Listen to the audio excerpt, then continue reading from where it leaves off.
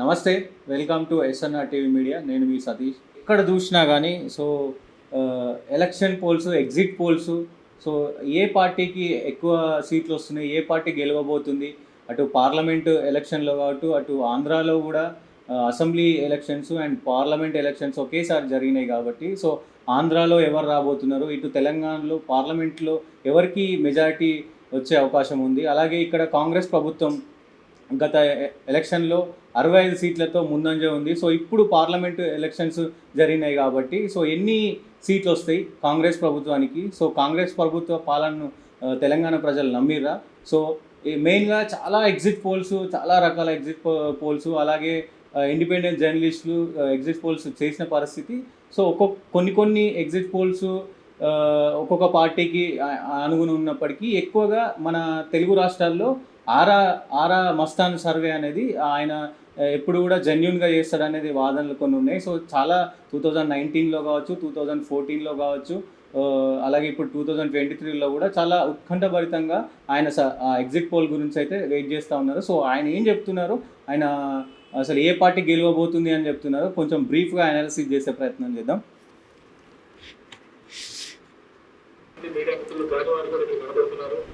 So పరిస్థితిని అర్థం చేసుకొని మీరందరూ కూడా నిశ్శబ్దంగా పత్రికా సమావేశం తర్వాత మీరందరూ ఇక్కడ నుండి నిష్క్రమిస్తారని చెప్పి ఆశిస్తున్నాను. వరంగల్ జిల్లాలో ద్వారా ఈరోజు మీ ముందు ఉంచబోతా ఉంది. ఈ Aara post poll 2024 press meet cover చేయడానికి వచ్చినటువంటి మీడియా మిత్రులందరికీ హృదయపూర్వకంగా స్వాగతం చెబుతూ నాకు స్ఫూర్తినిచ్చినటువంటి నా గ్రామంలో నేను ఆరా అనేటువంటి మాలాంటి సంస్థల యొక్క క్రెడిబిలిటీ నిరూపించుకోవడానికి మాత్రమే ఎన్నికల ఫలితాలకి 3-4 రోజుల ముందు ఇవ్వడం జరుగుతుంది. కేవలం ఈ ఫలితాలని చూసి ఇష్టం లేనటువంటి వారు ఓపిక పట్టలేక సోషల్ మీడియాలో అనేక రకాల పోస్టులు పెట్టడం, లేనిపోని ఘర్షణలకు దారితీయడం అనేక సంవత్సరాలుగా చూస్తూ ఉన్నాం. ఏ మాత్రం ఓటర్ల మీద కానీ రాజకీయ పార్టీ స్థితిగతుల మీద కానీ ప్రభావం చూపినటువంటి ఈ పోస్ట్ పోల్ ఫలితాల మీద మీరు ఆ విధంగా ప్రతిస్పందించడం ఎవరికి భాగం కాదనేది నా విన్నపం. ఈ 3 రోజులు మీరు ఓపిక పెట్టి ఈ సర్వే సంస్థలు చెప్తున్నటువంటి ఫలితాలు రేపు 4వ తేదీ వస్తున్నాయా లేదా చూస్తే 4వ తేదీ రాలేదనుకోండి, ఆ తర్వాత 5 సంవత్సరాల పాటు విమర్శించవచ్చు. ఈ 3 రోజులు విమర్శించారనుకోండి, రేపు 4వ తేదీ ఫలితాలు నిజమైతే ఆ విమర్శించినటువంటి వారి గౌరవానికి కూడా అంత మంచిది కాదు. కాబట్టి రాజకీయ పార్టీల ప్రతినిధులు, రాజకీయ పార్టీల అభిమానులందరూ కూడా ఈ విషయం అర్థం చేసుకుంటారని, పాటు మీ పరిణితిని చూపిస్తారని, ఆ తర్వాత ఈ ఫలితాలు నిజంగా 5 సంవత్సరాల పాటు విమర్శించేటువంటి హక్కులు పెరుగుతున్నటువంటి టీఆర్ఎస్ పార్టీ, 3వ స్థానంలో ఉన్నటువంటి భారతీయ జనతా పార్టీ, 4వ స్థానంలో ఉన్నటువంటి ఎంఐఎం పార్టీ సీట్ల సంఖ్యాపరంగా 65, 39, 8, 7 వచ్చి ఆనాడు అసెంబ్లీ ఎన్నికల్లో ఉండటం మనం అందరం చూసాం. సో తెలంగాణలో కాంగ్రెస్ పార్టీ ఫస్ట్ ప్లేస్లో ఉంది 65 సీట్లతోటి, సెకండ్ ప్లేస్లో బీఆర్ఎస్ పార్టీ ఉంది 39 సీట్లతోటి, సో థర్డ్ ప్లేస్లో బీజేపీ ఉంది సో 8 సీట్లతోటి, ఎంఐఎం 4th ప్లేస్లో ఉంది 7 సీట్లతోటి అని మస్తాన్ గారు చెప్తా ఉన్నారు. సో ఏం జరగబోతుంది ఈ పార్లమెంట్ ఎలక్షన్లో అనేది తెలుసుకుందాం. 5 నెలలు తిరిగితే ఆయా రాజకీయ పార్టీల యొక్క ఒకటవ స్థానంలో ఉన్నటువంటి కాంగ్రెస్ పార్టీ నేడు 2వ స్థానానికి వచ్చింది పార్లమెంట్ ఎన్నికల్లో. సో చూడొచ్చు, కాంగ్రెస్ ప్రభుత్వం పైన తెలంగాణ ప్రజలు సో నమ్మకాన్ని కాంగ్రెస్ ప్రభుత్వం పొడగొట్టుకుంది తెలంగాణ ప్రజల దగ్గర అని కూడా చెప్పకనే చెప్తున్నారు మస్తాన్ గారు. ఎందుకంటే ఫస్ట్ ప్లేస్లో ఉన్న కాంగ్రెస్ పార్టీ సడన్గా సెకండ్ ప్లేస్కి వెళ్ళిపోయిన పరిస్థితి అయితే కనబడుతుందని చెప్తా ఉన్నారు. ఆనాడు 2వ స్థానంలో ఉన్నటువంటి టీఆర్ఎస్ లేదా బీఆర్ఎస్ ఈరోజు చిట్ట స్థానానికి వచ్చింది, అనగా 4వ స్థానానికి. ఆనాడు 3వ స్థానంలో ఉన్నటువంటి భారతీయ జనతా పార్టీ ఇప్పుడు మొదటి స్థానంలోకి వచ్చింది. ఆనాడు చివరి స్థానంలో ఉన్నటువంటి ఎంఐఎం పార్టీ గారు 3వ స్థానంలోకి వచ్చింది. 5 నెలల్లో తెలంగాణ ఓటరు ఎంతో పరిమితి చూపించి రాజకీయ సో 5 నెలల్లోనే మొత్తం ఈ తెలంగాణలో ఉన్న 4 రాజకీయ పార్టీలను అతలాకుతలం చేసే ప్రయత్నం అయితే జరిగింది. అంటే ఫస్ట్ ప్లేస్లో ఉన్న కాంగ్రెస్ ప్రభుత్వం సెకండ్ ప్లేస్కి, అలాగే సెకండ్ ప్లేస్లో ఉన్న బీఆర్ఎస్ ప్రభుత్వం 4th ప్లేస్కి, అలాగే థర్డ్ ప్లేస్లో అసెంబ్లీ కాన్స్టిట్యున్సీలో థర్డ్ ప్లేస్లో ఉన్న బీజేపీని ఫస్ట్ ప్లేస్కి తీసుకువెళ్ళిన ఘనత తెలంగాణ ప్రజలకు దక్కుతుందని కూడా మస్తాన్ గారు చెప్తా ఉన్నారు. కానీ చాలా పొలిటికల్ ఎనాలిసిస్లో సో ఈ రకమైన ఎగ్జిట్ పోల్స్ ఓన్లీ తెలంగాణలో, ఎందుకంటే తెలంగాణ ప్రజలు జెన్యూన్గా ఏది నమ్ముతారో సో వాళ్ళకే ఎక్కువ అంటే ఓటేసే మొగ్గు చూపే ప్రయత్నం చేస్తారు కాబట్టి సో చూద్దాం ఏమంటున్నారో ఆయన. పార్టీల యొక్క ఓటు బ్యాంకుని, రాజకీయ పార్టీల యొక్క సీట్లను, రాజకీయ పార్టీల యొక్క స్థానాలను పూర్తిగా మార్చేసినటువంటి ఘటన దేశంలో చాలా అరుదుగా చూస్తుంటాం. అటువంటిది మన పక్కనే ఉన్నటువంటి మన తెలంగాణ రాష్ట్రంలో చూస్తా ఉన్నాం. సో ఆయన ఏమంటారు అంటే దేశంలో ఎక్కడా జరగనటువంటిది, ఎందుకంటే 5 నెలల్లోనే మొత్తం తారుమారు అయిపోయింది. కాంగ్రెస్ ప్రభుత్వం పెద్ద ఎత్తున మార్పు అంది, అసెంబ్లీ ఎలక్షన్స్లో మార్పు అని చెప్పి 65 సీట్లతోటి గవర్నమెంట్ను ఫామ్ చేసిన పరిస్థితి. సో విత్ ఇన్ 5 months గ్యాప్లో ఆ ప్లేస్ కాస్త సెకండ్, థర్డ్ ప్లేస్లో ఉన్న బీజేపీ 8 సీట్లు లేదా 10 సీట్లు వచ్చే అవకాశం ఉంది పార్లమెంట్ స్థానాల్లో అని చెప్తా ఉన్నారు. కానీ వాస్తవానికి బీజేపీకి ఎంపీ స్థానాల్లో 10 నుంచి 15 స్థానాలు వచ్చే పరిస్థితి ఉండే. ఎందుకనంటే ఆ బీజేపీలో ఉన్న లీడర్స్ కావచ్చు, బీజేపీలో ఉన్న ఎవరైతే బండి సంజయ్ కావచ్చు, కిషన్ రెడ్డి కావచ్చు, రఘునందన్ రావు కావచ్చు, అటు అరవింద్ కావచ్చు, చాలా మంచి క్యాండిడేట్స్ ఉన్నారు బీజేపీలో. సో వీళ్ళు కనుక ఇంకా కొంచెం గట్టి ప్రయత్నం చేసి ఉంటే, వీళ్ళందరూ కలిసి ఏదైతే పెద్ద ఈ ఎలక్షన్ క్యాంపెయినింగ్ ఉంటుందో అందరు కలిసి పెద్ద క్యాంపెయినింగ్ చేసి ఉంటే, పెద్ద స్టేజ్ల మీద ఆ మోడీ గారు వచ్చినప్పుడు కావచ్చు, అమిత్ షా గారు వచ్చినప్పుడు కావచ్చు, అందరు కలిసి మూకుమ్మడిగా అన్ని జిల్లాల్లో పర్యటన చేసి ఉంటే, అందరూ కలిసికట్టుగా ఉంటే ఇంకా కొన్ని సీట్లు ఇంక్రీజ్ అయ్యే అవకాశం ఉండేదని కూడా నేనైతే చెప్పగలుగుతున్నా. సో ఆయన ఏం చెప్తున్నారో చూద్దాం.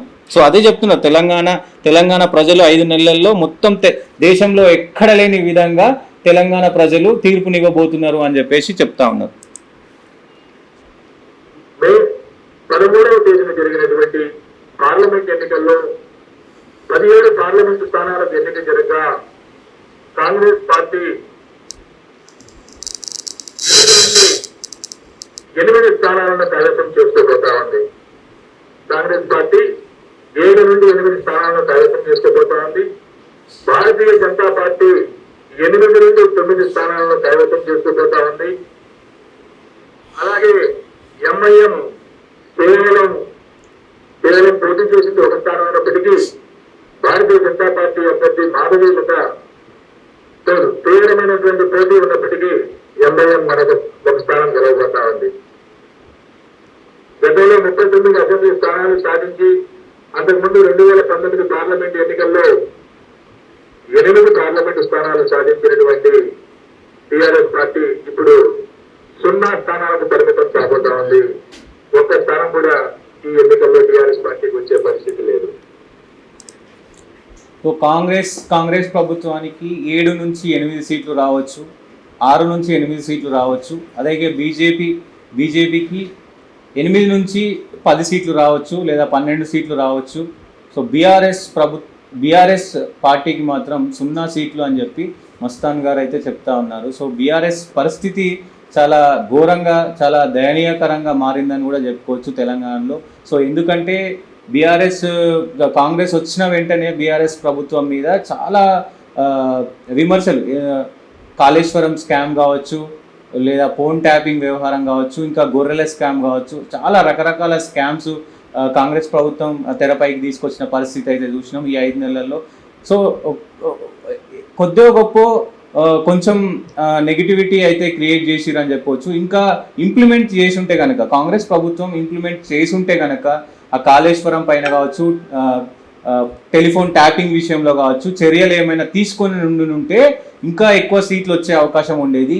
సో ఈ ఈ ఈ విధంగా రెండో ప్లేస్కి లేదా మూడో ప్లేస్కి పడిపోకుండా ఉండే పరిస్థితి ఉండేదని నేనైతే అనుకుంటున్నా. సో బీజేపీ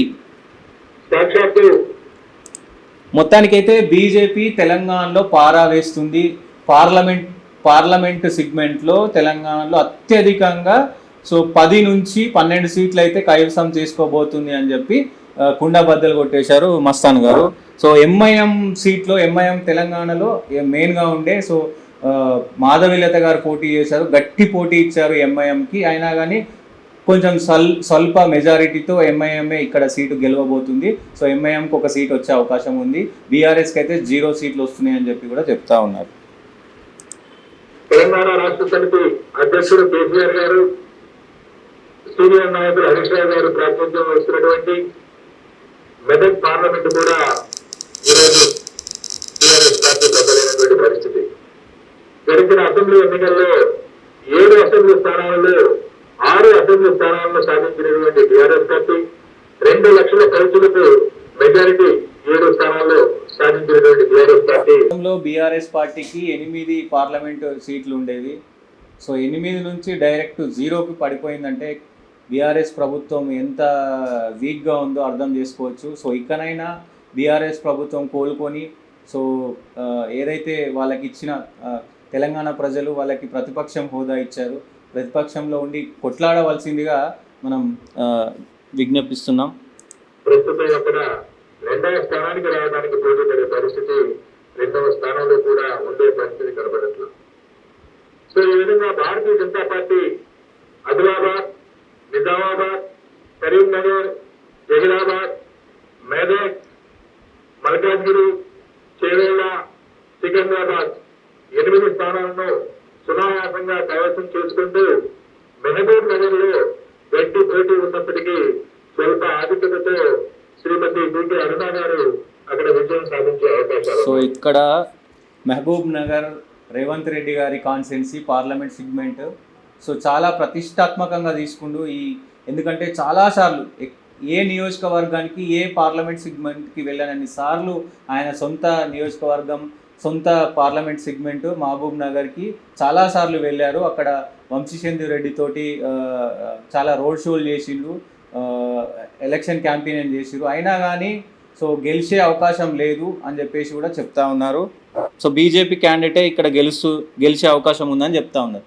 అలాగే కాంగ్రెస్ పార్టీ మిగతా నియోజకవర్గాల్లో కాంగ్రెస్ పార్టీ విజయం సాధించేటువంటి అవకాశం. సో ఇప్పటికే రేవంత్ రెడ్డి గారికి డికే అరుణకి చాలా వివాదాలు ఉన్నాయి. సో మనం గత పొలిటికల్ సెగ్మెంట్లో కూడా చూసినాం, గత రోడ్ షోలలో కూడా రేవంత్ రెడ్డి పైన డికే అరుణ కామెంట్ చేయడం, ఆమె పైన రేవంత్ రెడ్డి గారు కామెంట్ చేయడం, ఇట్లా చాలా సినారియో జరిగింది. సో మొత్తానికి డికే అరుణ రేవంత్ రెడ్డిపై, అది వంశీచంద్ర రెడ్డి పైన కాకుండా వంశీచంద్ర రెడ్డిపై ఎంపీ పైన కాకుండా సో డైరెక్ట్గా రేవంత్ పైనే గెలిచినట్టు కూడా వాళ్ళు చెప్తా ఉన్నారు. సో ఎందుకంటే అది చాలా ఆయన నియోజకవర్గం, ఆయన ముఖ్యమంత్రిగా వ్యవహరిస్తూ ఉన్నాడు. సో అది కొంచెం ఎట్లా అంటే సో ప్రతిష్టాత్మకంగా, ఎందుకంటే ఆయన సెగ్మెంట్ కాబట్టి ఆ సెగ్మెంట్లోనే గెలవకపోతే మీరు ఇంకా వేరే వాళ్ళ సెగ్మెంట్లో ఎట్లా గెలుస్తారనే వాదనలు కూడా వినబడతాయి. కాబట్టి చాలా ప్రతిష్టాత్మకంగా తీసుకున్న పరిస్థితి. సో చూద్దాం, ఎగ్జిట్ పోల్స్ మాత్రమే ఇవి. సో ఎగ్జాక్ట్ పోల్స్ రేపు వెలువడబోతున్నాయి. సో రేపు ఎగ్జాక్ట్ పోల్స్ ఏముండబోతున్నాయి అనేది కూడా తెలంగాణ ప్రజలు, దేశవ్యాప్తంగా అందరు ప్రజలు కూడా చూడబోతున్నారు. ఎంఐఎం హైదరాబాద్ పార్లమెంట్ నుండి విజయం సాధించే అవకాశం ఉన్నది. భారత రాష్ట్ర సమితి దాదాపు అన్ని నియోజకవర్గాల్లో 3వ స్థానంలో ఉన్నటువంటి పరిస్థితి. టీఆర్ఎస్ అధ్యక్షుడు మాజీ ముఖ్యమంత్రి కేసీఆర్ గారు అధికారం నుండి దిగిపోయిన తర్వాత ఆయనకు మెడకు చుట్టుకున్నటువంటి కాళేశ్వరం ప్రాజెక్టు మనందరం చూసాం. మేడిగడ్డ వారధి తుంగినటువంటి విషయాన్ని, మేడిగడ్డ వారధి పొందడం, ఫోన్ ట్యాపింగ్ ఆరోపణలతో రాష్ట్ర సమితికి తీవ్ర నిరాశ. 2వ స్థానం లేదా. సో మస్తాన్ గారు కూడా అదే చెప్తున్నారు. మెయిన్గా బీఆర్ఎస్ సీట్లు రాకపోవడానికి కారణం ఫోన్ ట్యాపింగ్ కాళేశ్వరం ఇంకా రకరకాల స్కీముల్లో అవినీతి జరగడమే ప్రధాన ఎజెండా. అది కాంగ్రెస్ ప్రభుత్వం చూపించింది కాబట్టి కాంగ్రెస్ ప్రభుత్వం చూపించి అంటే కాంగ్రెస్ ప్రభుత్వానికి ఓట్లను గుంజుకునే ప్రయత్నం చేసిందని కూడా చెప్పుకోవచ్చు. అయినప్పటికీ రేవంత్ రెడ్డి గారు బీజేపీ ఇక్కడ చూసుకుంటే బీజేపీ ఏమిచ్చింది తెలంగాణకు గుండు సున్నా అన్నట్టు ప్రతి ఒక్క రోడ్ షోలో బీజేపీ గుండు సున్నా అంటే గాడిది గుడ్డు ఇచ్చిందనే నినాదంతో వెళ్ళారు. అయినప్పటికీను సర్వేలు మాత్రం ఎగ్జిట్ పోల్స్ మాత్రం బీజేపీకే పట్టం కడుతున్నారు తెలంగాణ ప్రజలు అని చెప్తున్నాయి. మొదటి స్థానంలో ఉండబోతా ఉంది. తర్వాత ఆంధ్రప్రదేశ్ విషయానికి వస్తే ఇది తెలంగాణలో ఎగ్జిట్ పోల్స్. ఎగ్జిట్ పోల్స్ అయితే బీజేపీ 12, 8 నుంచి 12. కాంగ్రెస్కి 7 నుంచి 8. ఎంఐఎంకి 1, బీఆర్ఎస్కి గుండు 0 అని ఆరా మస్తాన్ గారు చెప్తా ఉన్నారు. ఇది ఎగ్జిట్ పోల్స్ మాత్రమే. ఎగ్జాక్ట్ పోల్స్ ఏమనేది రేపు పొద్దున 10 గంటలకు మనం డైలీ అప్డేట్స్లో చూసుకోవచ్చు. రేపు పొద్దున 10 గంటల నుంచి కౌంటింగ్ స్టార్ట్ అవుతుంది కాబట్టి రేపు ఎగ్జాక్ట్లీ పోల్స్ ఏమొస్తుంది, తెలంగాణలో ఎవరికి ఎన్ని ఓట్లు పడ్డాయి, ఎంపీ ఎవరెవరు గెలవబోతున్నారు, చాలా ఉత్కంఠభరితంగా రేపు సెషన్ ఉండబోతుంది. డైలీ అప్డేట్స్ మీకు మన ఛానల్లో దొరుకుతూనే ఉంటుంది. రేపు మినిట్ టు మినిట్ అప్డేట్ కూడా మనం ఇస్తూ ఉంటాం. ఇది బ్రీఫ్గా మనం Aara Mastan survey exit poll survey గురించి అనాలిసిస్ చేసిన పరిస్థితి చూసుకోవచ్చు మీరు. చూస్తూనే ఉండండి మరిన్ని అప్డేట్స్ కోసం SNR టీవీ మీడియా.